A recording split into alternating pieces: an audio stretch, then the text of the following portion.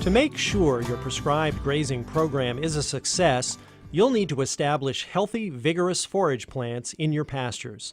And if your animals have been continuously grazing, you'll probably need to renovate your pastures. You'll do this by planting new forages. Before you begin planting forages, there are two important steps you'll need to take. First, your planned forage mix must fit with a grazing management plan that takes into account your production goals and the unique attributes of your farm. Your local NRCS conservationist can help you develop a grazing management plan. You can look at cool season forage, you can look at warm season forage, then you can even look at stuff like native warm season grasses. You can start doing so much more with a management tool, and you can actually harvest more pounds of forage off a farm per year, and you also harvest, in a sense, more pounds of beef off of a farm per year. Livestock producers who've adopted prescribed grazing use a wide variety of forage plants in their paddocks.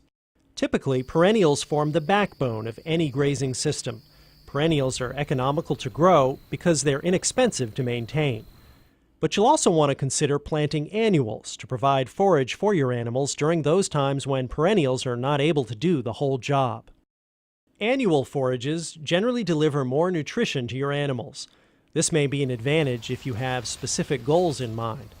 For example, annuals can be used to bring replacement heifers to a target weight, or to finish animals for slaughter as a grass-fed beef product. Annuals tend to grow faster and provide feed during times when your perennials are not yet ready for grazing. Cool season forages are key to the success of a prescribed grazing plan.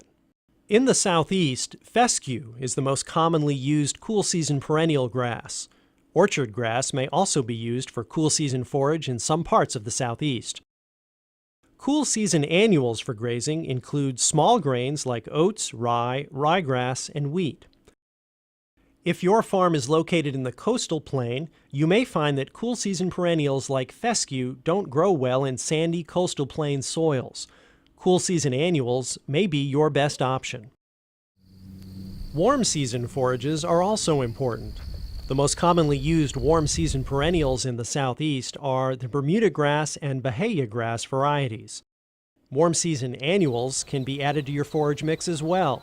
A useful warm season annual is pearl millet, which grows quickly at the beginning of the warm season. Pearl millet is nutritious and can be drought resistant. The highest quality forage you can provide your animals will come from legumes. You can choose from the warm and cool season clovers and add lespedeza to the mix to boost animal nutrition and production. Legume mixes also reduce the amount of nitrogen you'll need to apply to the pasture. For some pastures, you may want to plant native grasses such as the big or little blue stems, Indian grass, or switchgrass. These native species can be grazed, but they do require some extra care. The NRCS can help you choose the right native grass mix to create the best habitat types for the wildlife species in your area. There are a variety of methods you can use for planting forages on your pastures. Conventional pasture planting requires you to properly prepare the seedbed and then plant either by broadcasting the seeds or using a conventional seed drill. When you interseed legumes or grasses into existing forage stands, use a no-till drill. Before you interseed, be sure that the existing stand is clipped short so that the drilled seeds have the best chance to germinate and grow. Some species of forage, like hybrid Bermuda grass, are planted by sprigging. You'll want to be sure the field is moist and well prepared before you begin planting with a sprigger. It's also possible for you to convert cropland to new pasture for your livestock. You'll be able to start fresh with the best plants for your animals without having to cope with any existing sod. When you convert cropland to pasture, be sure to protect the new plants from grazing until the vegetation is well established. You'll also want to monitor the seedlings or sprigs for signs of stress.